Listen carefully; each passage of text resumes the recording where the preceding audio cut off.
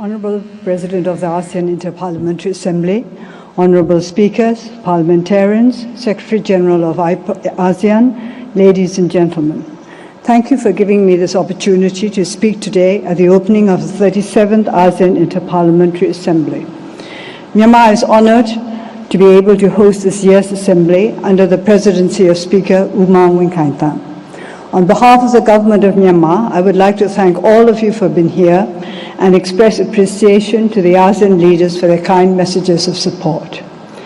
This is the sixth IPA in which Myanmar has participated following the re-establishment of a parliament here in 2011 after a long hiatus. In 1948, when Burma became independent, we established a parliamentary democracy. But at that time, we could say that we were one of the foremost countries in Asia to have adopted parliamentary democracy. However, the race is not always to the swift, nor the battle to the strong. Time and chance happened to us all.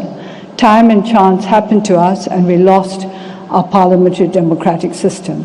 But with commitment, with endeavor and perseverance, we have once again started out on the road to the establishment of a parliamentary democracy that truly reflects the will of the people. We wish to make this parliament a vibrant one.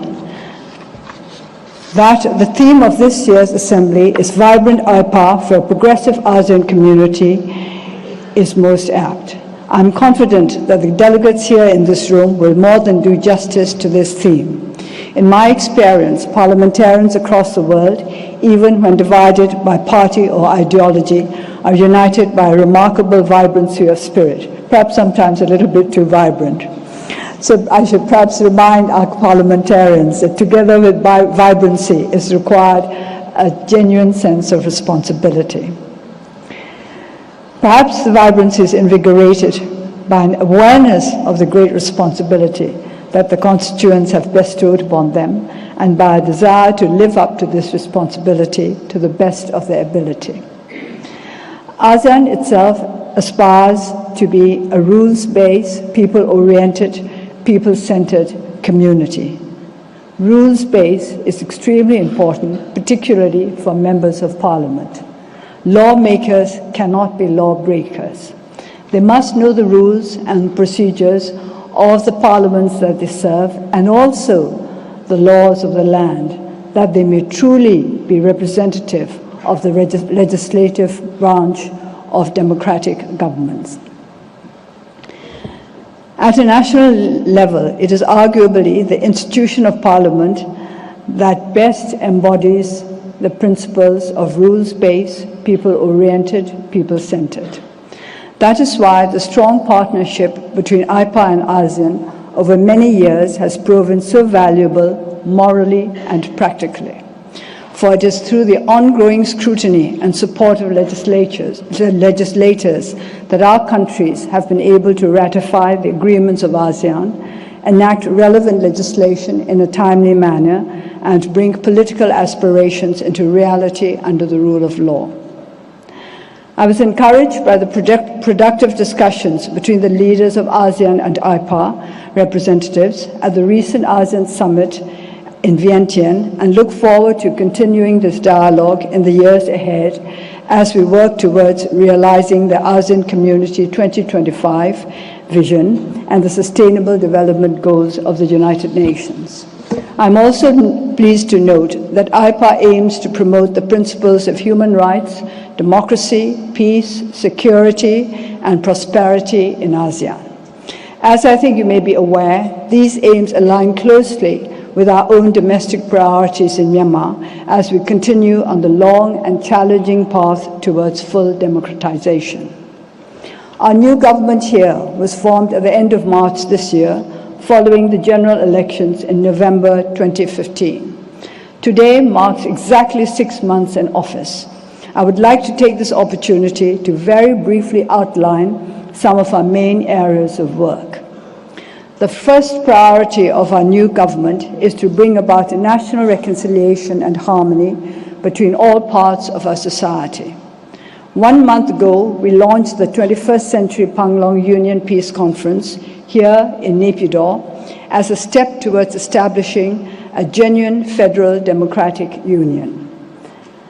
Building on the work of the previous administration, we aim to bring an end to the decades of conflict that have blighted our country since independence and to secure the lasting peace that our people have longed for. We are under no illusion as to the complexity of the challenge that lies ahead. We have many diverse ethnic groups and a legacy of decades of mistrust. Yet, through political negotiations held in the spirit of cooperation and compromise, I believe that we can realize the collective aspirations of our people for a peaceful, secure, and prosperous future. We are also striving to bring harmony and understanding between the different communities in Rakhine State. The situation in Rakhine is complex and is a subject of close attention and concern outside our borders, in the ASEAN region and beyond. Since forming the new government, we have taken measures to begin to address these challenges. I chair the Central Committee for the Implementation of Peace, Stability and Development in Rakhine, overseeing the tasks of ensuring stability and rule of law, scrutinizing immigration and verifying citizenship, and implementing socio-economic development. We have also formed an advisory commission chaired by Dr. Kofi Annan to help us to identify and address comprehensively these challenges. We are working to build understanding, harmony, and trust between communities while standing firm against prejudice, intolerance, and extremism. In doing so, we ask for the constructive support of our regional neighbors.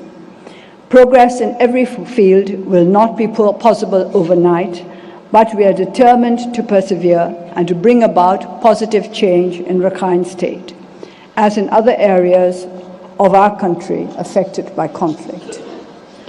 We are also striving to bring about sustainable economic development for the benefit of all people in Myanmar. Our country is fortunate to be endowed with various natural resources, a young population eager to learn, and a location between the largest markets of the world. Yet, for reasons of history, our country has never realized its economic potential.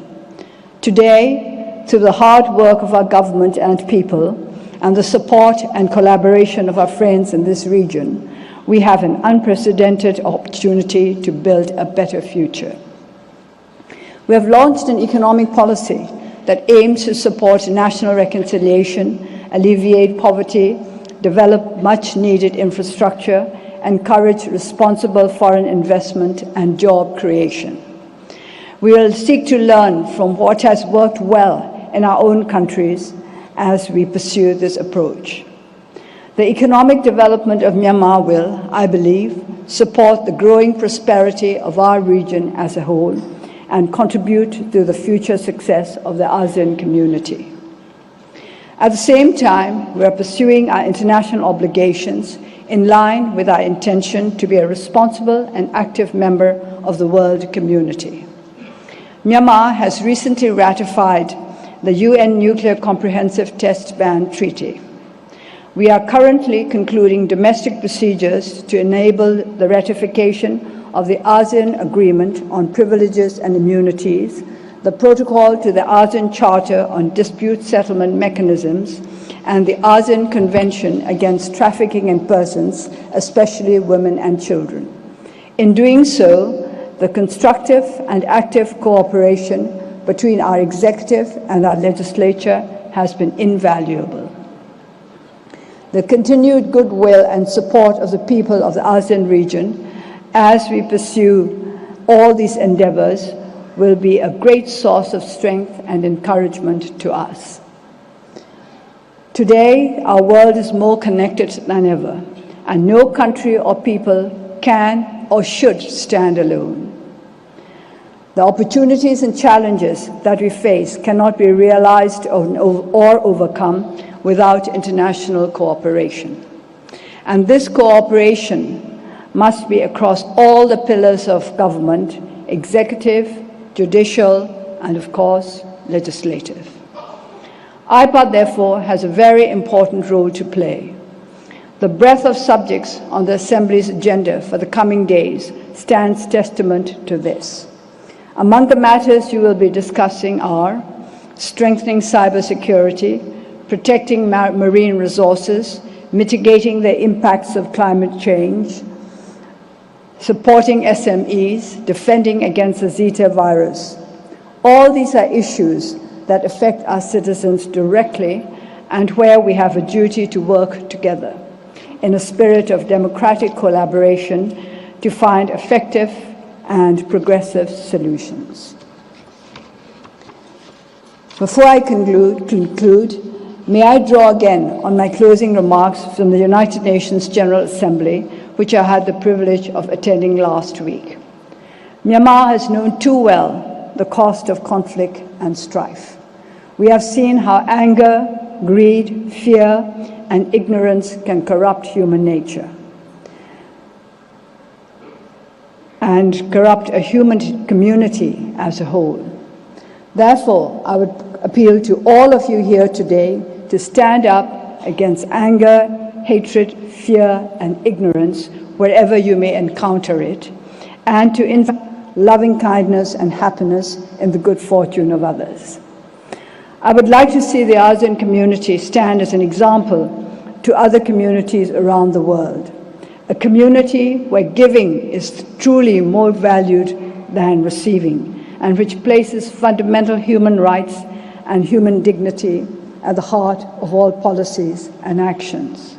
And may I remind all legislatures that there is no honor greater than that to be an elected representative of the people, to discharge our responsibilities to them, to stand for them against the challenges of our world, and to be able to say at the end of our term in office that we have truly done our duty by our people and by ourselves.